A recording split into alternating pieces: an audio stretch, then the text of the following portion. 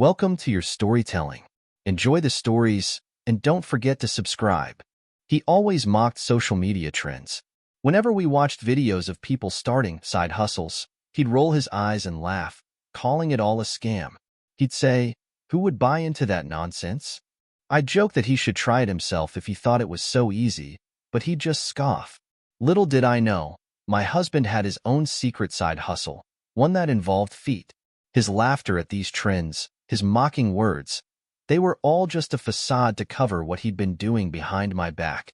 I never suspected what I would find when I finally stumbled upon his hidden email. I wasn't snooping, at least not at first. It was late one night when I used his laptop to check something, and I noticed an unfamiliar email account open on the screen. There was something about it that caught my eye. The sender wasn't anyone I recognized, but the subject line said, "Payment received." My curiosity got the better of me, and before I knew it, I was clicking through the inbox. What I saw next left me frozen. The emails were full of messages about transactions, some asking for specific photos. But it wasn't just any pictures. It was foot pictures. I couldn't breathe. My hands started shaking as I scrolled through email after email. There were dozens, each detailing requests from strangers, people willing to pay him for pictures of his feet. Some wanted him to wear socks, others asked for bare feet in specific positions. It was surreal, like something out of a strange dream. But there it was, right in front of me. My husband, the one who had always laughed at social media influencers and online trends, was secretly selling pictures of his feet. I couldn't understand it. How had I missed this? The more I read, the more my stomach turned. The payments weren't small. He was making hundreds of dollars for each batch of photos. My mind raced as I tried to process what I was reading. These weren't just casual buyers. Some of them had been emailing him for months, building relationships, discussing angles, and offering more money for exclusive content. I felt nauseous. How could he be doing this behind my back? And why? Was it just for the money? Or was there something else? I thought I knew my husband, but this was someone I didn't recognize. As I continued reading, I found more unsettling things. One email had the subject line, "Perfect for our next shoot." The sender's words were oddly familiar, like they'd known him for a long time. Then, I came across another message, this one even more specific. The sender had asked him to buy a particular pair of shoes, one that complemented the toes perfectly. My heart dropped. This wasn't just some light-hearted hobby. This was a business built on his feet, and it was clearly growing. There were regular payments, custom requests, and even the promise of more. I couldn't comprehend it. I was in disbelief. How had he kept this from me for so long? I thought I knew everything about him. Yet here he was, living a secret life I knew nothing about. He'd always mocked influencers, laughing at people who made money off trivial things. And now, he was one of them, living in his own world of foot fetishism, building a small empire from it. I felt betrayed, not just by the lies, but by the way he had been sneaking around, acting like nothing was wrong while I was completely in the dark. Why hadn't he been honest with me? I couldn't stop thinking about what I had found. The more I processed it, the more questions piled up. What else was he hiding? Why feet? Why not tell me about it, especially if it was such a big part of his life? The emails had been going on for months. This wasn't a one-time thing. He had been secretly managing this side business while making me believe he was too busy with work to spend time with me. I felt like I didn't even know him anymore. I kept going back to the messages, rereading them, each one making me feel more distant from the man I thought I knew. The strangest part was his complete lack of guilt. As I sat there, reading these intimate conversations he'd had with complete strangers, I realized something terrifying. He didn't seem to mind it. He didn't seem embarrassed or ashamed. He had embraced it, had turned it into something profitable. The more I thought about it, the more the whole situation felt surreal. My husband, the one who used to mock social media trends, had secretly turned into a social media entrepreneur, selling pictures of his feet. This wasn't just about money. It felt like something deeper, something I couldn't yet understand. Then, one email caught my eye. It was from a different sender, someone who called themselves Foot Fanatic 99. The message was odd, saying, "Your feet are like perfection. Let's discuss future collaborations." I recoiled, feeling a chill run down my spine. This wasn't just about a side hustle anymore. These people weren't just paying for pictures. They were obsessed. They were fantasizing about his feet in ways that went beyond simple transactions. The relationship was no longer professional. It had turned into something more personal, more intimate, and the thought of it made my blood run cold. I couldn't hold it in any longer. I had to confront him. I needed answers. That night, as we sat together, I couldn't stop staring at him. I wanted to ask so many questions, but the words caught in my throat. Finally, I blurted out, "Why didn't you tell me?" He looked up at me, clearly surprised by the sudden accusation. He laughed nervously. "What are you talking about?" I pulled up the emails on his laptop and showed them to him. His face turned pale as he glanced at the screen, his eyes widening in shock. I didn't think you'd understand," he stammered. "I didn't think you'd understand," he said quietly, his voice barely above a whisper. I felt a wave of disbelief wash over me. "You didn't think I'd understand? How could you keep something like this from me?" I demanded, my voice shaking with emotion. He looked away, avoiding my gaze, as if ashamed of being caught. "It's not what you think," he finally muttered, but his words felt hollow, empty. My mind was spinning. How could I have been so blind? How could he have kept this secret for so long, living a double life while I was right there beside him, trusting him completely? He tried to brush it off, laughing nervously as if this was all just a misunderstanding. "It's just a little side thing. No big deal." But I couldn't buy his excuse. If it was no big deal, why did he hide it? Why didn't he ever mention it when we talked about our finances or hobbies? Why did he laugh at influencers when he was secretly one of them? The more I thought about it, the more angry I became. This wasn't just about pictures of his feet. It was about his complete disregard for my feelings, for our relationship. It was about the lies, the secrets, and the manipulation. I stayed up all night, poring over the emails again, my mind racing. The more I read, the more disturbed I became. His business was growing. These weren't just casual buyers. They were regulars, people who were clearly obsessed with him. Some of them even sent him gifts, things like custom foot jewelry, socks, and other items specifically for his shoots. It was beyond just selling photos now. It was a fetish, a whole underground world that I had no part in. I felt like an outsider in my own marriage. How long had this been going on? What else was he hiding from me? The next email I read made my heart race. It was from a woman named FootQueen78. She had been a loyal client for months and had sent him a message that chilled me to my core. "Your feet are like a drug. I can't get enough of them. Let's talk about a special photo shoot." My stomach twisted in knots. I couldn't understand it. This wasn't just a side hustle anymore. It was an obsession. People were feeding into this fetish, and he was fueling it. The worst part? He was letting them. He wasn't even trying to stop it. I was just a bystander, watching as he built this hidden world around me. I confronted him again, my voice barely holding back the tears. "Who is she? Who else are you talking to?" He shifted uncomfortably, his face turning red. "She's just a customer," he replied. But there was an unease in his voice, a crack in his facade. He wasn't as calm as he had been before. The more I pushed, the more he squirmed. "You don't get it," he said, his voice defensive. "It's just a way to make extra money." I didn't mean for it to get this big, but I didn't believe him. The secrecy, the hidden accounts, the lies. There was more to this than just money. I could feel it. As the days passed, I couldn't stop thinking about it. Every time I looked at him, I saw a man who had been hiding his true self from me. The man I thought I knew, the man I loved, had been living a lie. I thought we had an open and honest relationship, but now, it felt like everything was built on a foundation of deceit. He had betrayed my trust in the most intimate way possible. And what hurt even more was that he didn't seem truly sorry. He seemed more ashamed of getting caught than of the actions themselves. That thought alone made me feel even more isolated. I decided to do more digging. If he wasn't going to be honest with me, then I had to take matters into my own hands. I found a folder on his laptop, buried deep within his files. Inside were photos, real, unedited photos of his feet, posed in different settings. Some were taken at home, others at public places.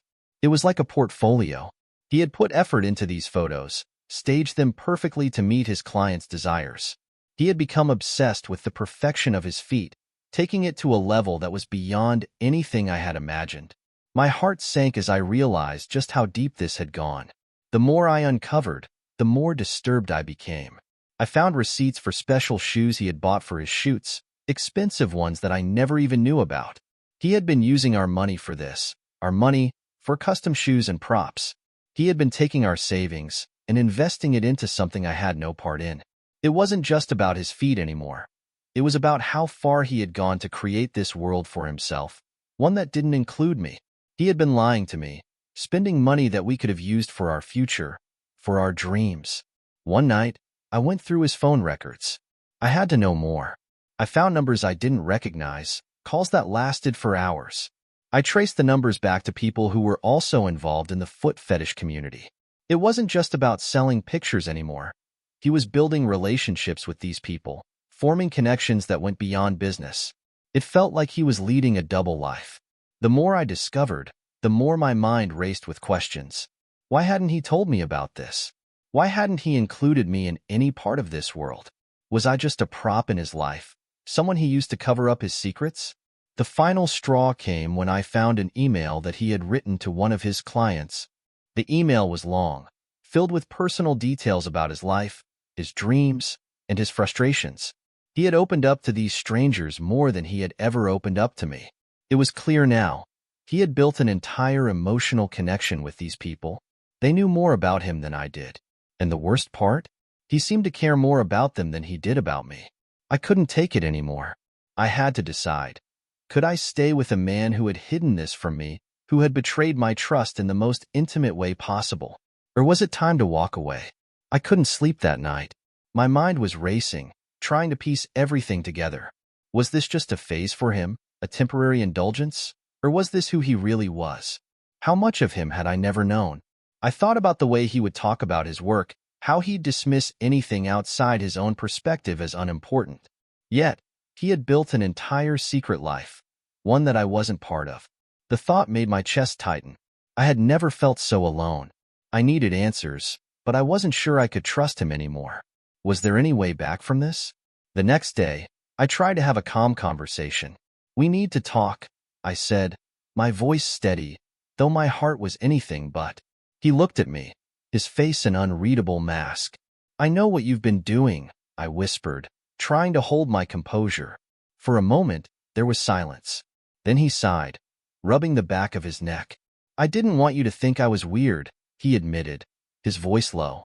"It was just something I could do, something that made me feel good about myself." He wasn't sorry, not really. It was more like he was justifying it. "But why hide it from me?" I asked, my voice breaking. He looked guilty for a brief moment, then shrugged. "I didn't think you'd get it. I didn't want to be judged." His words stung, but what hurt more was the way he spoke about it as if it were a normal, insignificant thing. As if our marriage, our life together, wasn't worth more than some online photos for strangers. "I never judged you for your hobbies," I said, my voice trembling now. "So why this?" He avoided my eyes, looking away as if the question itself was too much. But deep down, I knew. He was embarrassed. He was afraid of being seen as weird, but instead, he had built a life of secrets. I couldn't shake the feeling of betrayal. We had always shared everything. Our dreams, our fears, even the most mundane details. But this was a different kind of betrayal. He had created an entire world around him and kept it hidden from me, like I wasn't important enough to share in it. It hurt more than I cared to admit. I had spent years building a life with this man, thinking I knew everything about him. But now, I felt like I was just a spectator in his life, someone he was too ashamed to include in the real story. As I replayed our conversation in my head, I realized that something fundamental had shifted between us. This wasn't just about pictures or online transactions anymore. It was about trust. I had trusted him with my heart, with my life. And yet, he had been living a lie. Was this something I could forgive? Could we rebuild from this? I didn't know. I kept picturing him in the quiet moments, when he thought I wasn't paying attention, clicking away on his laptop, exchanging messages with strangers. The thought made my stomach churn. Could I ever look at him the same way again? I decided to take a break. I needed space to think, to process everything. The last thing I wanted was to make a rash decision, but I couldn't ignore the gnawing feeling in my gut.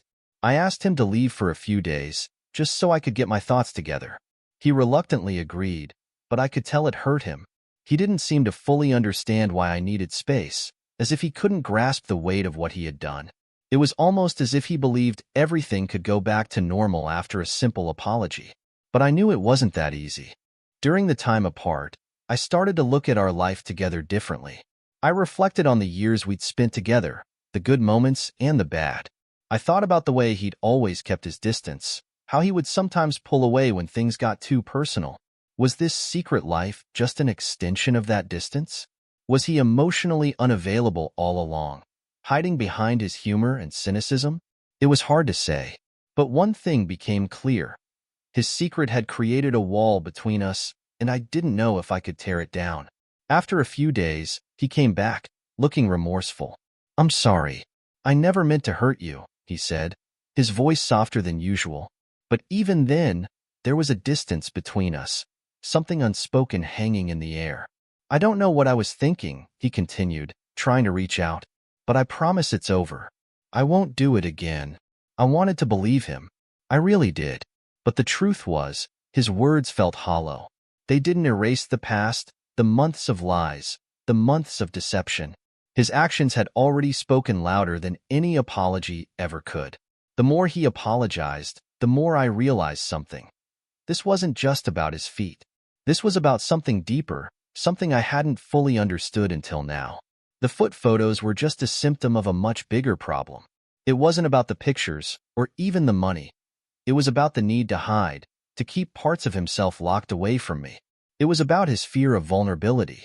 The more I thought about it, the more I felt like I was living in a house of mirrors, unable to see the real him anymore. What was left to salvage? I didn't have the answers I wanted. I didn't have the resolution I thought I would find. What I did know was that I couldn't ignore the feeling that something was broken. My trust in him had been shattered, and no amount of apologies could fix that. The love I had for him was still there, but it felt strained, like an old wound that hadn't healed properly. As he sat there, looking at me with those hopeful eyes, I realized that maybe the hardest part wasn't discovering his secret. It was facing the possibility that I might not be able to trust him again. The next few days were awkward. We barely spoke. Our conversations stilted and forced. He would try to act normal, like nothing had changed, but I couldn't stop thinking about everything I had discovered. The quiet moments between us felt thick with unspoken words, like a fog I couldn't clear. I had always thought we were a team, two people who shared everything. But now, it felt like we were strangers in our own home. How could I ever look at him the same way again? The man I married had been a stranger to me in the most unexpected way. I found myself questioning everything about our relationship. How had I missed the signs? Was I so wrapped up in the life we built together that I ignored the cracks? I had always known he was a little secretive, but I never imagined it would go this far. The thought that I had been living with a man who didn't trust me enough to share his real self with me haunted me. I had spent years loving him, believing in our future together. And now, I was left with a broken version of the man I thought I knew. Could I forgive him? Could I find a way to trust him again? One evening, he sat down next to me on the couch, his hands trembling slightly. "I've been thinking," he started, his voice hesitant. Maybe I need help. Maybe this obsession is more than I thought it was." I looked at him, unsure of what to say. Was he really ready to confront what he had done? Or was he just trying to find another excuse? "I've been reading up on it," he continued, "and I realize it's not just about the money. It's about me, about feeling validated." His eyes were searching mine, as if hoping for a glimmer of hope, but all I felt was exhaustion. I didn't know if this was the real him or just another act. He agreed to see a therapist. For the first time, I felt like he was taking the right steps, trying to understand why he had hidden so much from me. But even as he started therapy, I couldn't shake the feeling of betrayal. I wanted to support him. I did. But a part of me was still reeling from the shock. I kept imagining the secret life he had lived, the lies he told, and the intimacy he shared with strangers. It felt like he had crossed a line that couldn't be uncrossed. Could therapy fix this? Could it really help him find the root of the problem? Or was this just the beginning of a long road of painful revelations? As weeks passed, he seemed to make some progress. He talked about his therapy sessions with me, opening up more than he ever had before. But I still felt distant. His words were starting to sound more genuine, but they felt like band-aids on a wound that needed stitches. I wanted to believe in him, to believe that we could work through this. But every time I looked at him, I couldn't forget the man who had kept this secret from me, the man who had chosen to hide a part of himself that should have been shared. Could I ever feel safe with him again? I started to realize that maybe I wasn't just angry at him. I was angry at myself. I had let him get away with so much, brushing off my doubts and ignoring the red flags. I had trusted him completely, and in return, he had betrayed me. It was hard to admit, but I couldn't keep pretending everything was fine. It wasn't just about the foot pictures. It was about how he had deceived me, how he had chosen to live a double life instead of being honest with me. I had to ask myself, was this a relationship worth saving, or was it time to walk away? The decision weighed heavily on me. I kept going back and forth, torn between my love for him and the hurt I felt. The thought of ending our marriage felt unbearable, yet the idea of staying with him, knowing what I knew, felt suffocating. Could I move past this? Could I ever look at him without remembering the secrets he had kept? I didn't have the answers, but I knew one thing for sure. I couldn't keep living in this limbo. I needed to make a choice. Either we moved forward together, or we went our separate ways. I sat him down one evening, the weight of the decision pressing on my shoulders. "I've been thinking," I said quietly, avoiding his gaze. "I don't know if I can keep doing this. I don't know if I can keep pretending everything is okay." He looked at me, his eyes filled with a mix of guilt and fear. "What are you saying?" he asked, his voice tight. "I'm saying I need space. I need time to figure out if this is something I can forgive," I replied, my voice trembling. "I don't want to keep living like this, in the shadows of your lies." The silence that followed was heavy, as if we both knew this was the beginning of an irreversible change. The days that followed were some of the hardest I've ever faced. He stayed in the house, but we lived like strangers, our conversations few and far between. I could feel the emotional distance growing between us, a chasm that seemed impossible to bridge. He tried to show me he was committed to change. He was more attentive, more open about his feelings. But I couldn't shake the feeling that it was too late. I wanted to believe in him, in us, but my trust had been shattered beyond repair. I couldn't keep pretending everything was fine. Something had broken, and I wasn't sure it could be fixed. I woke up one morning, a heavy realization settling over me. I didn't want to live in a marriage based on lies and secrets anymore. I had tried, I really had, but the damage was done. I didn't want to keep looking over my shoulder, wondering if there was more I didn't know. I needed to take control of my life again, to stop being a passive observer in my own marriage. I needed to let go, even though it hurt. And so, I made the decision. I told him it was over. It wasn't just about the foot pictures. It was about everything he had kept from me. The emotional distance, the lies, and the betrayal. I was done. When I told him it was over, I saw his face change in an instant. It wasn't anger or disbelief, but something darker. Guilt, regret, maybe even fear. He reached out for me, his voice shaking. "Please, don't do this," he pleaded. "I've changed. I'm trying to make things right." His words felt empty, as if they were rehearsed, too late. I had heard promises before. Promises that didn't stop the lies. Promises that didn't heal the wounds. "I need to feel like I can trust you again," I said softly, my voice breaking. "But I don't think I can ever get that back." It was hard to let go, but deep down, I knew it was the right choice. In the days that followed, I went through an emotional roller coaster. There were moments when I missed him, when I remembered the good times and felt the weight of the years we had spent together. But those moments were fleeting. They were overshadowed by the knowledge that the man I had loved had betrayed me in ways I couldn't ignore. I found myself thinking about my future, about what I deserved. I couldn't keep living in the past, haunted by his mistakes. It was time to rebuild, even if that meant doing it without him. I wasn't sure where to start, but I knew I couldn't stay in that broken place any longer. He moved out of the house a few days later. I watched him pack his things, the silence between us louder than any words could have been. It felt surreal, like I was watching someone else's life unfold. The life I had built with him was crumbling around me, and yet, I felt a strange sense of relief. The tension in the air had been unbearable, and now, it was gone. I didn't know what the future held, but for the first time in a long time, I felt like I could breathe again. It was like I had been holding my breath for years, waiting for the moment I could finally exhale. The weeks after he left were hard, but they were also healing. I spent time focusing on myself, doing things I hadn't done in years, reading, painting, reconnecting with old friends. I even took a solo trip to a place I had always wanted to visit, just to get away from everything. For the first time, I felt like I was living for me. It wasn't easy, and there were moments when I still missed him, but I was beginning to understand something important. I was stronger than I had realized. I didn't need him to define me. I could stand on my own, even if it felt lonely at times. A few months later, he reached out. His message was simple: I miss you. I've been working on myself. I want to see you. Part of me wanted to ignore him, to continue moving forward without him. But another part of me, the part that had loved him so deeply, wondered if there was a chance for reconciliation. I didn't know if I was ready to face him again, to open that door after everything we had been through. But I agreed to meet. I didn't know what would happen, but I knew I needed closure. I needed to see if there was anything left worth salvaging, or if this was truly the end. We met at a small cafe, a neutral place, somewhere that didn't hold the weight of our past. He looked different, more subdued, less defensive.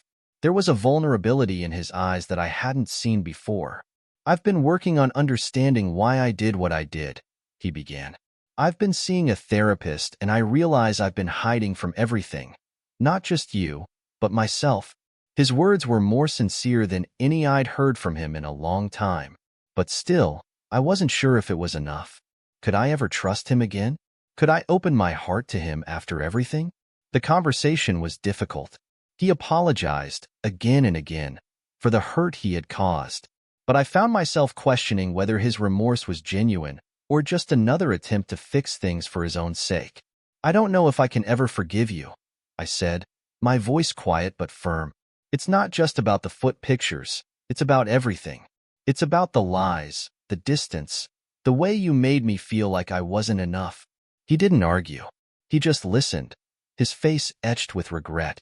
I could tell he was trying to be honest, trying to show me that he had changed. But in that moment, I realized something important. Forgiveness wasn't just about him. It was about me. I spent a lot of time thinking about what he had said. I thought about forgiveness and whether I could find it in myself to let go of the anger and hurt. But as the days passed, I realized that forgiveness didn't mean I had to go back to him. It didn't mean I had to let him back into my life in the same way. Forgiveness, for me, meant freeing myself from the pain he had caused. It meant letting go of the past so that I could move forward, whether or not he was part of my future. And as hard as it was, I was ready to do that. In the end, we decided to go our separate ways. We agreed to keep things civil, but the bond we once shared was gone. I had forgiven him in my own way, but that didn't mean I could forget. I learned that sometimes, love isn't enough to fix what's broken. Sometimes, you have to walk away to find peace. And though it was painful, I knew it was the right choice. I had to let go of the man who had once been everything to me, and in doing so, I found the strength to start over. Looking back, I realized how far I had come. I had gone from feeling lost and betrayed to finding a sense of peace within myself. It wasn't easy, and it wasn't always pretty, but I had grown. I had learned that I was capable of more than I ever thought possible. And though the journey was painful, it had also been necessary. I had to lose myself to find myself again. And now, as I stand on the other side, I know that whatever comes next, I will be okay. I am enough, and I will never settle for anything less than the love and respect I deserve.